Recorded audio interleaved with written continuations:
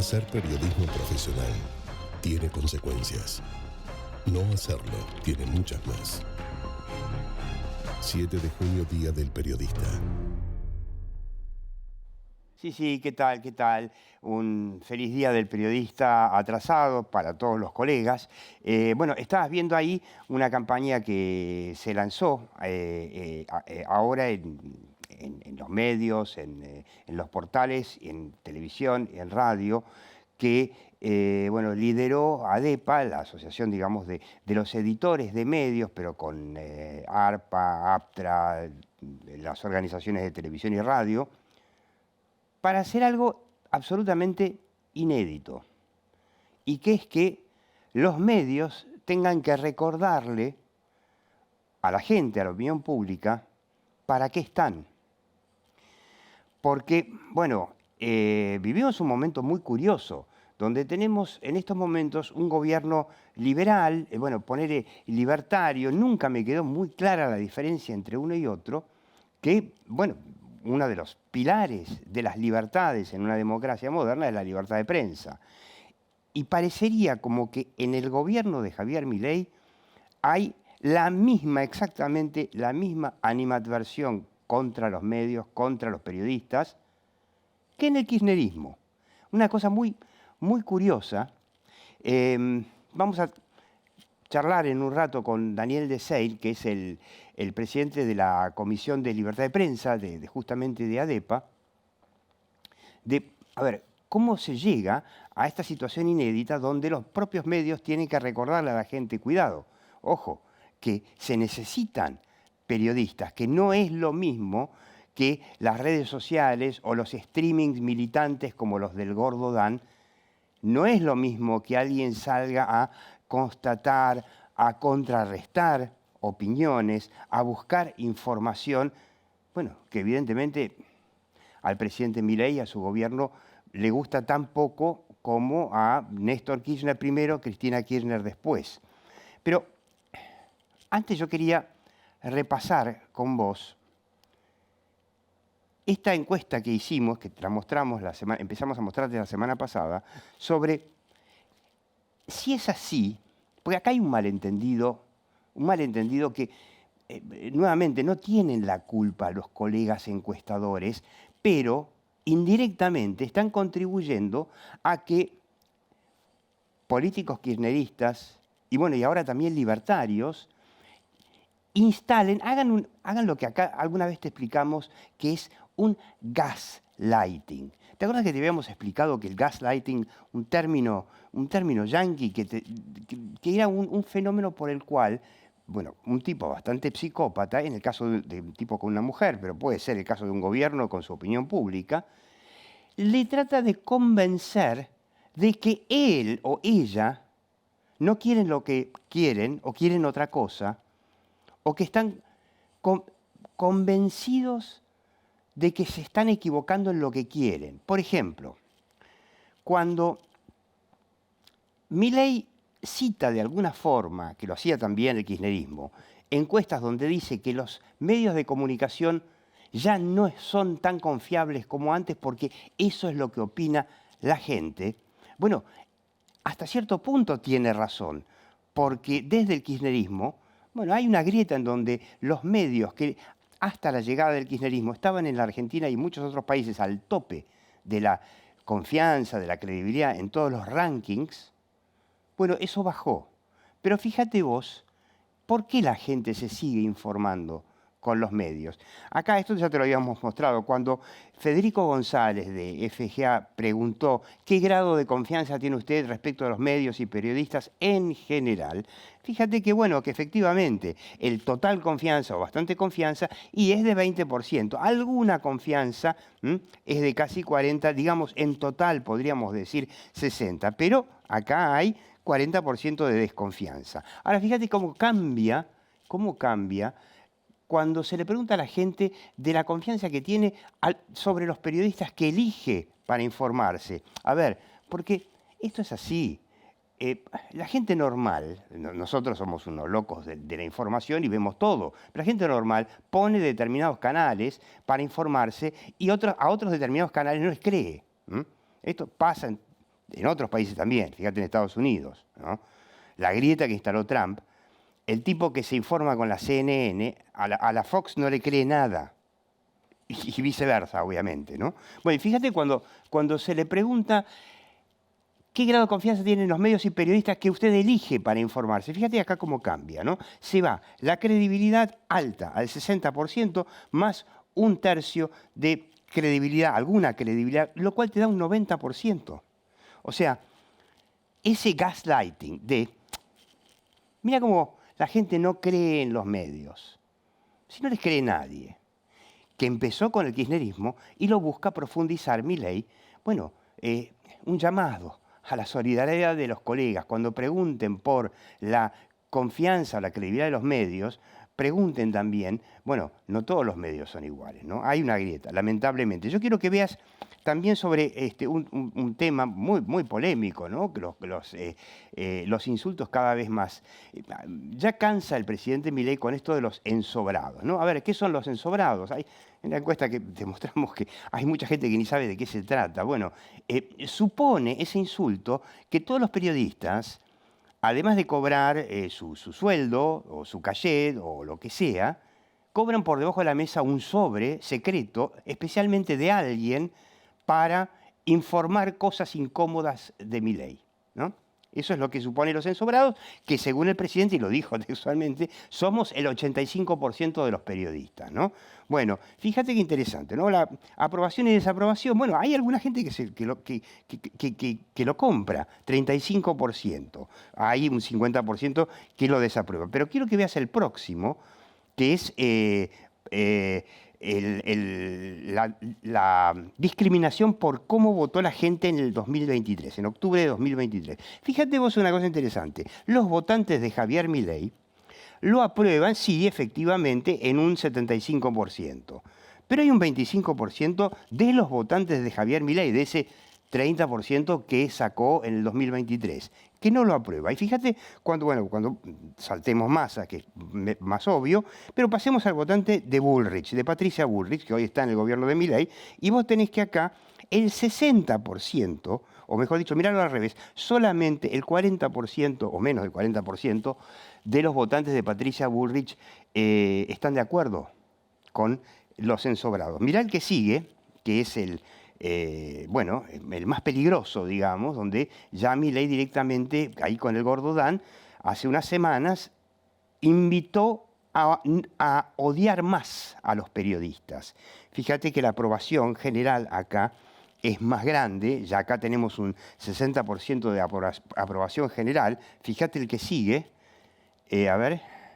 bueno, y acá tenés por voto del 2023, en donde ahí ya es más importante, entre los propios votantes de Milei del 23, o sea, el 30% que lo votó en octubre del 23, ya tenés un rechazo de 25, un cuarto de sus votantes lo rechaza. Y cuando vas al votante de Patricia, ahí tenés que el rechazo, fíjate vos, es del 60%.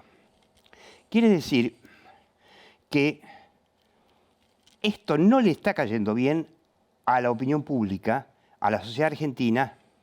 ¿Y qué querés que te diga? La verdad que eso es bueno, porque esto es peligroso. Ahora, vamos a hacer un paréntesis. ¿Cómo les va con todo esto a Milei? Bueno, quiero que veas el próximo. Vamos a hacer un repaso de las últimas encuestas de esta semana que pasó. La de la Universidad de San Andrés, que acaba de salir, que está preguntando por la aprobación de gestión, y Milei acá tuvo un pequeño repunte, pasó, según esta que es una de las encuestas más esperadas, no del mes, del bimestre, porque es bimestral, la de la Universidad de San Andrés, hecha por el profesor Diego Reynoso, pasó la aprobación de gestión al positivo 49 contra 48 negativo. La verdad que se recuperó de por lo menos, bueno, acá hubo medio año prácticamente de caída. Quiero que veas el próximo, quiero que veas la encuesta más, hasta ahora la más confiable del mundo, Atlas Intel, es la que no solamente acertó más el resultado de Milei contra Massa en el 2023, sino que además acertó como ninguna en el mundo el resultado de Donald Trump contra Kamala Harris en Estados Unidos. Bueno, está bajando la evaluación del gobierno, la evaluación negativa de Milei a un 41% y está subiendo la buena a un 38%. Le da todavía negativa, pero la tendencia acá en la de Atlas Intel se nota. Y fíjate, quiero que veas una más. Quiero que veas esta de Delfos, de esta encuestadora, consultora cordobesa, de Luis Dallaglio, que es la que más marcó, ahí fue la única, la caída del positivo en marzo al 33, con un negativo que se mantuvo en 55, muy alto. También Delfos, marcando una diferencia, 49 negativa a 43 positiva, pero también está marcando que hay un repunte de la aprobación de Milei. Y finalmente El Mundo, Milei, ¿no? La próxima. Este es El Mundo de Milei. Ad hoc, que mire las redes sociales en El Mundo Milei, fíjate que también está marcando todavía está más negativo en las redes, que es donde nació prácticamente Milei, pero está marcando una caída de la negatividad y una suba del positivo medido en la opinión sobre Milei en las redes. Así que bueno, tendrá que ver con la salida del cepo, es lo más probable. Veremos si es que estos ataques al periodismo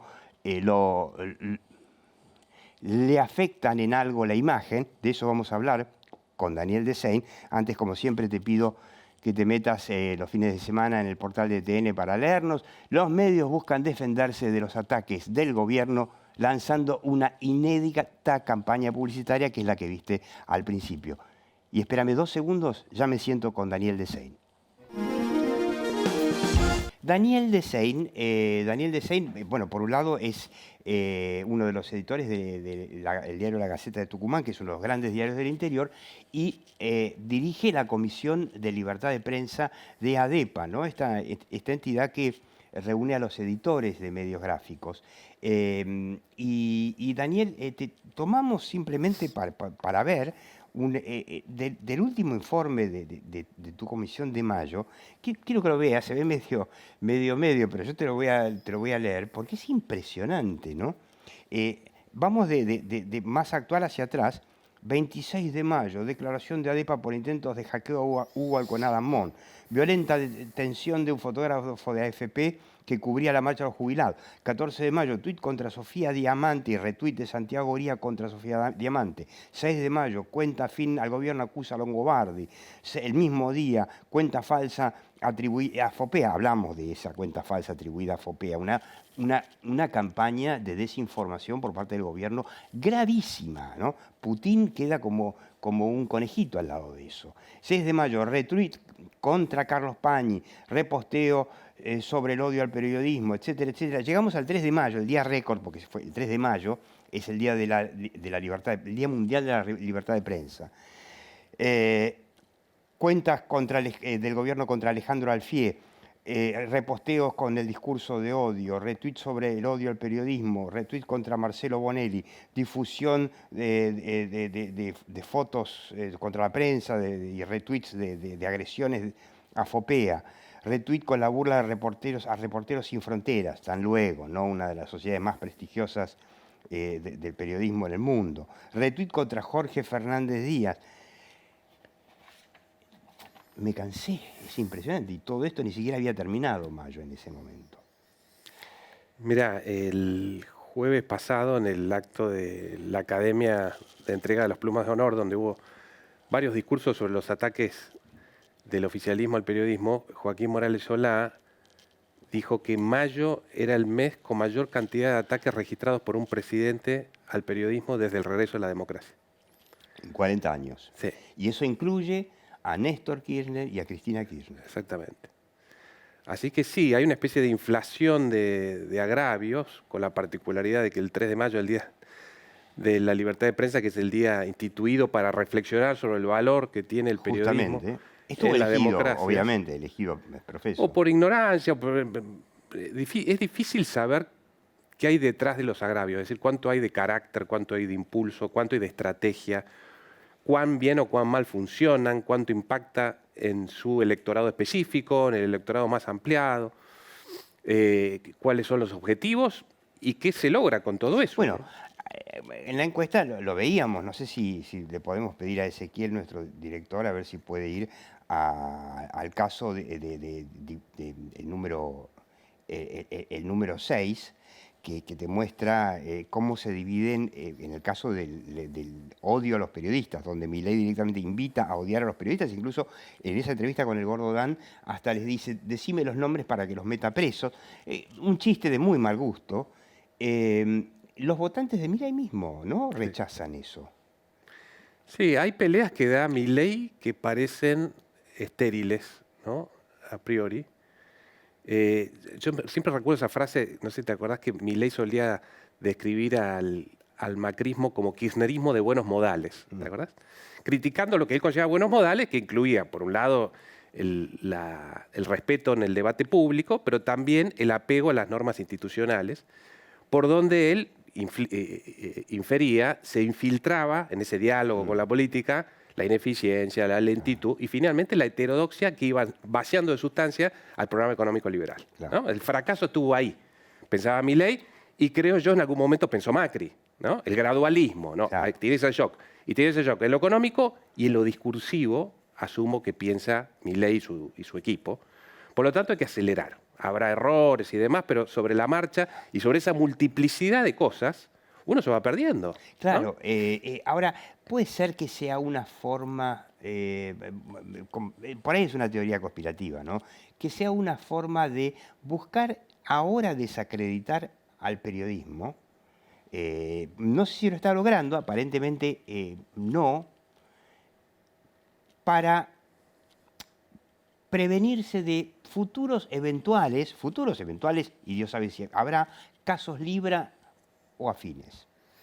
Sí, porque después de Libra se aceleró ese proceso. Hubo un momento de silencio, de desconcierto, ¿no? De vacío discursivo, Claro. y luego, con el acuerdo con el fondo, una reanudación de los ataques con mayor énfasis. Se envalentonan ahí, ¿no? Se envalentonan.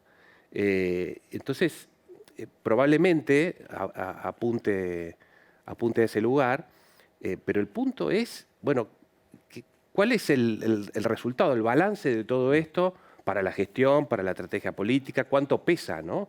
El quiebre, jugar, él dice, usando una metáfora tenística, a mí me gusta jugar al fleje, ¿no? Al fleje del sistema, al fleje de la Claro, institucionalidad. que si jugás al fleje, la pelota también muchas veces se va. A veces se va y ese merodeo por las fronteras de la legalidad, de la legitimidad, de la institucionalidad, bueno, prende alarmas. Esa inversión que no llega todavía, Por ¿no? ejemplo. Ese puente que se está tendiendo a ese futuro auspicioso por la minería, por Vaca Muerta, por los nuevos ingresos que puede tener la Argentina en unos años, si existe la inversión. Bueno, miren con atención y con cierto temor la posibilidad de un desvío institucional del gobierno, ¿no? Es muy cierto el dato. El RIGI, el famoso régimen por el cual, pensado para inversiones mineras, en gas, en petróleo, grandes inversiones, y hasta ahora han venido muy poquitas, de una docena de proyectos que se presentaron, se concretaron creo que 2 o 3, y la verdad que hay dudas. Ahora, las dudas son sobre el autoritarismo que podría llegar a tener Milei, yo digo para las inversiones, o una, por ahí, falta de sustento político. Yo creo que es doble. A ver, por un lado, el temor de que se dé una pendularidad, ¿no? O sea, evidentemente la estrategia es polarizar, llevarse todo el centro hacia la punta, pero eso fortalece también al otro extremo. Entonces, la inversión mira, dice, ¿y si el kirchnerismo vuelve? ¿Qué pasa con todo esto? Ya pasó. ¿No? Ya pasó, ya volvieron. Nos decía Marcos Peña, no vuelven más, y volvieron. Y la gente que blanqueó sus dólares, que eran cuentas en el exterior, con el blanqueo de Macri, después vino el kirchnerismo a zamparle ese impuesto a los bienes personales confiscatorios. Entonces, al verlo tan inestable, quizá mucha gente diga, mejor me quedo en el colchón a ver qué pasa. Entonces, la disolución de ese centro político por la estrategia polarizante elimina una opción moderada que sea competitiva, que podría haber encarnado el PRO, digamos, ¿no? Eso te iba a preguntar. Claro. Y entonces la alternancia se puede producir de una punta a otra, O, si hay continuidad, si le fuera bien en las elecciones de medio término y eventualmente reeligiera, etcétera, etcétera, ahí es qué pasa si se empieza a diluir las garantías de la institucionalidad. Es decir, si la preservación de los derechos de propiedad, que estaría ligado a esas inversiones, ¿no?, de las libertades fundamentales, de las garantías constitucionales, empiezan a diluirse, como pasa en Hungría, como pasa en Turquía, como pasa en muchos países donde Y los que discursos no se son parecen. países que reciben grandes cantidades de inversiones. Exacto. Hay una coincidencia entre gobiernos democráticos que respetan los derechos humanos y las inversiones y una coincidencia negativa con dictaduras donde los empresarios prefieren no meterse. Pero es algo que yo no entiendo porque ¿no era Milei el que venía justamente con ese discurso? ¿No te sorprendió a vos como uno de los, digamos, líderes de, digamos, si se quiere, de la dirigencia periodística? ¿No te sorprendió a vos ese cambio? Es sorprendente que el ataque se dé con mayor énfasis contra los cercanos, ¿no? Economistas que antes eran idolatrados, ¿no? Medios que siempre fueron críticos del kirchnerismo. Y que avalan el 80-90% de su política económica, Claro. buena parte de sus políticas Claro. públicas. ¿Por qué la insistencia se da ahí? Y No con los contra otros. C5N. No, porque hay que fortalecer el otro extremo en esa estrategia Claro. y hay que tratar de eliminar los matices o los cuestionamientos a los que van a la misma audiencia, al mismo... O sea, que queden el gordo Dan por un lado Claro. y C5N en el otro extremo. Ahora, vos mencionabas el PRO.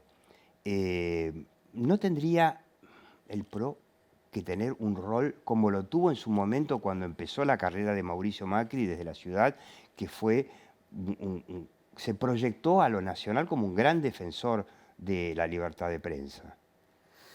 Existe un espacio ahí en el centro, no solamente del PRO, sino de otros actores de la Claro. política, otros actores del debate público, ¿no?, que han permanecido en un silencio preocupante. Me refiero a dirigentes del empresariado, ¿no?, del mundo académico. Claramente hay un efecto de temor, ¿no?, o de una defección estratégica. Es decir, bueno, no es cualquiera que asome la cabeza es inmediatamente liquidado por este aparato digital y estos fusilamientos en las redes sociales, liderados por el propio presidente, con lo cual la autocensura crece. Esa es una realidad, ¿no? Y también hay una especie de intento, me imagino yo, de disciplinamiento, diciendo, bueno, si nosotros le podemos embestir contra Clarín, contra los grandes columnistas de La Nación, de los grandes medios, contra el periodista de investigación más prestigioso como es Hugo Alconadamón, que tiene una cantidad de lazos, fortaleza, espalda propia, medios detrás que los bancan, ¿qué pasa con el resto? Claro. ¿No? Un poco fue la estrategia en su momento del kirchnerismo con Clarín. Bueno, si vencemos al más grande, Claro. todo el resto no tiene cómo aguantar. Algo de eso me parece que hay. Y otro, me parece que es una cuestión de carácter y de intolerancia visceral también en el presidente y en buena parte de su entorno. Y la pregunta ahí es, si le va bien o le va mal en las elecciones legislativas, ¿hay una moderación posible? ¿Hay un mileísmo con buenos modales? Claro. ¿O es un oxímoron? Claro, porque la pregunta, la lógica te diría, si uno va viendo lo que pasa, si le va bien, que es lo más probable que le vaya Sí. bien, no sé si va a cambiar sustancialmente su posición en el Congreso, pero le va a ir por lo menos simbólicamente bien en octubre, en las legislativas, si después vamos a tener definitivamente un Orbán, como este dictador húngaro que llegó al poder por elecciones, ¿no? Obviamente. O si Milei va a decir, bueno, ya tengo el sustento, ya me puedo tranquilizar un poco más. Igual no lo va a tener, ¿no? Porque en las legislativas de octubre no va a tener mayorías propias ni en diputados ni en el Senado. Y la pregunta iba hacia adentro del propio oficialismo respecto del sector dialoguista, ¿no? Es decir, los mileístas con buenos modales, los Guillermo Francos Claro. del gobierno, ¿serán diluidos o se mantendrán como contrapesos? Porque van a ser más necesarios que antes, porque hay que generar las reformas estructurales que tienen que pasar por el Congreso, ¿no? Hay que acentuar ese diálogo, como bien decís, no van a tener mayoría en ninguna Cámara, con lo cual van a necesitar traer votos que están por fuera de su propia estructura. Predominará ahí una cierta racionalidad, ¿no? O seguirá prevaleciendo la faz agonal de la política sobre la arquitectónica, ¿no? Y yo retomo la pregunta, la idea que diste con el PRO como una función que tendría y que no la está tomando ahora, que es, bueno, pero no sería el momento de que aparezca esa, como alguna vez creo que la llamó Massa, la ancha avenida del medio, que no es Massa precisamente el tipo ideal para encabezar eso, y que empieza a decir, pará, no queremos ni Cristina ni la locura de Milei, queremos algo racional. O apoyamos a Milei en las cosas buenas, pero no en estas locuras. Es la gran pregunta que va a contramano de un clima de época, ¿no? Donde la ancha avenida del medio es una platabanda con muchas flores, con mucha gente que habla bien de eso, de la moderación, pero que nadie quiere transitar, que ningún político se anima a encarar, porque lo que rinde es lo polarizante, ¿no? Ir a una punta, a otra. Podríamos decir, Daniel, que este último capítulo que hablamos, que se llama algo así como teléfono para Jorge Macri, digo, como fue alguna vez el rol de Mauricio Macri. Daniel Desein, bueno, de la Gaceta de Tucumán, presidente de la Comisión de Libertad de Prensa de ADEPA, muchas gracias y vos seguís viendo La Hora de Maquiavelo.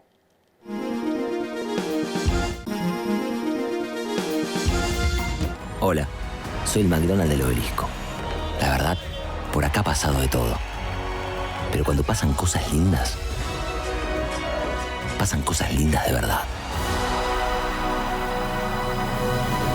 Silfa, los laboratorios argentinos, industria estratégica. Capacitate de forma fácil y gratuita. Accede al Instituto Legislativo de Capacitación Permanente en legislatura.gov.ar. Legislatura porteña. Nos une la ciudad.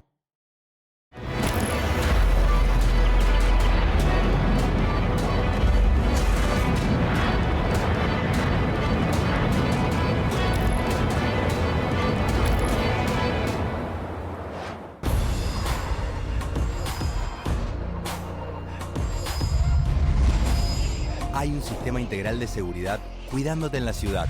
Ante cualquier emergencia, denuncia al 911. Buenos Aires Ciudad, vamos por más.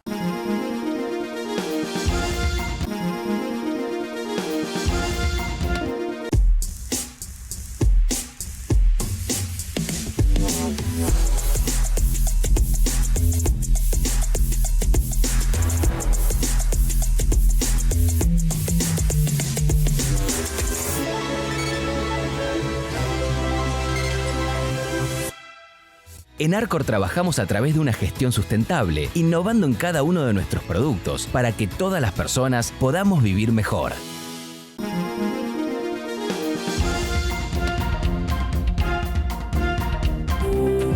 En Laboratorios Bagó, trabajamos para cuidar tu salud y la de tu familia, acompañándote en cada momento de tu vida. Tu confianza es nuestro mayor logro. Laboratorios Bagó. Ética al servicio de la salud.